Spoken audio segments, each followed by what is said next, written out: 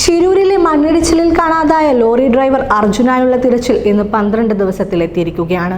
July 16-ാം തീയതിയുണ്ടായ അപകടത്തിൽ കാണാതായ അർജുനായുള്ള തിരച്ചിൽ മാധ്യമങ്ങൾ ഏറ്റെടുത്തതോടെയാണ് മന്ദഗതിയിലായിരുന്ന രക്ഷാപ്രവർത്തനത്തിന് ജീവൻ വെച്ചത്.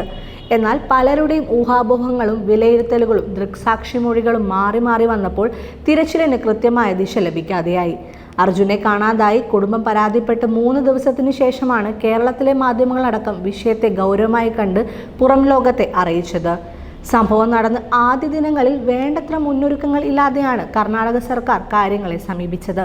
എന്നാൽ പ്രദേശത്തെ ആളുകളുടെ മൊഴികളനുസരിച്ച് മണ്ണിടിച്ചിലിൽ നിർത്തിയിട്ട ലോറിയും ടാങ്കർ ഉൾപ്പെടെ ഒഴുകിപ്പോയതായും മണ്ണിടിച്ചിലിൽ 7 പേരുടെ മൃതദേഹങ്ങൾ ലഭിച്ചതായും അറിയിച്ചിരുന്നു. പുഴയിൽ ലോറി പോയിട്ടുണ്ടാകുമെന്ന നിഗമനത്തിലായിരുന്നു കർണാടക സർക്കാർ. എന്നാൽ അപകടം നടന്ന് 2 ദിവസവും അർജുന്റെ ഫോൺ റിങ് ചെയ്തുവെന്ന കുടുംബം പറഞ്ഞതിൽ അർജുനും ട്രക്കും കരഭാഗത്തു തന്നെ ഉണ്ടാകുമെന്ന നിഗമനത്തിൽ ഉറച്ചു നിൽക്കുകയായിരുന്നു.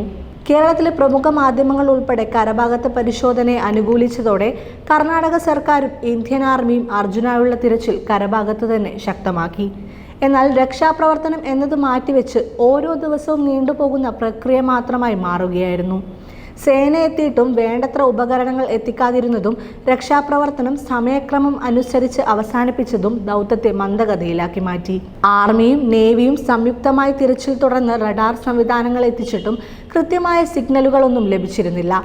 ഏറ്റവും അവസാനമായി മണ്ണിടിച്ചിലിൽ മരണപ്പെട്ട ലക്ഷ്മണന്റെ ധാബയിരിക്കുന്ന സ്ഥലത്ത് സിഗ്നൽ ലഭിച്ചതിന്റെ അടിസ്ഥാനത്തിൽ പുഴയുടെ അടിയിലായി ട്രക്കുണ്ടെന്ന നിഗമനത്തിലായിരുന്നു ദൗത്യസംഘം. കണ്ടെത്തലുകൾ അങ്ങനെ പല വഴികളിലൂടെ കടന്നുപോയെങ്കിലും സംഭവസ്ഥലത്ത് ശക്തമായ മഴ പെയ്യുന്നതിനാൽ രക്ഷാപ്രവർത്തനം നടത്തുന്നവർക്ക് ഗംഗാവാലി പുഴയിലിറങ്ങാൻ കഴിയാത്തതിനാൽ ട്രക്ക് കണ്ടെത്താൻ കഴിഞ്ഞിട്ടില്ല.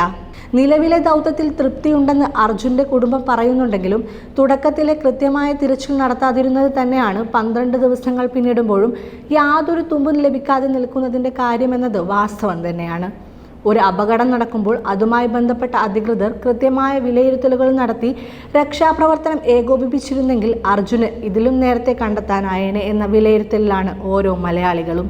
12-ാം ദിവസമായ ഇന്ന് നാവികസേനയുടെ മുങ്ങൽ വിദഗ്ധർക്ക് ശിരൂരിലെ ഗംഗാവാലി നദിയിലിറങ്ങാൻ അനുകൂല സാഹചര്യം ഇല്ലാത്തതിനാലാണ് തിരച്ചിൽ വീണ്ടും അനിശ്ചിതത്വത്തിലേക്ക് എത്തിയിരിക്കുന്നത്. അർജുനായുള്ള തിരച്ചിൽ 12-ാം ദിവസത്തിലേക്ക് കടക്കുമ്പോഴാണ് പ്രതികൂല കാലാവസ്ഥ വെല്ലുവിളിയായി തുടരുന്നത്. വൃഷ്ടിപ്രദേശങ്ങളിൽ മഴ തുടരുന്നതിനാൽ ഗംഗാവാലി നദിയിൽ നീരൊഴുക്ക് കുറഞ്ഞിട്ടില്ല. അടിയൊഴുക്കും ശക്തമായി തുടരുകയാണ്. ബോട്ടുകൾ നിലയുറപ്പിച്ചു നിർത്താൻ പോലും കഴിയാത്തതിനാൽ ഡൈവേഴ്സിന്റെ ജീവന് ഭീഷണിയാകുമെന്നതുകൊണ്ടാണ് നദിയിൽ ദൗത്യത്തിന് പുരോഗതിയില്ലാത്തത്.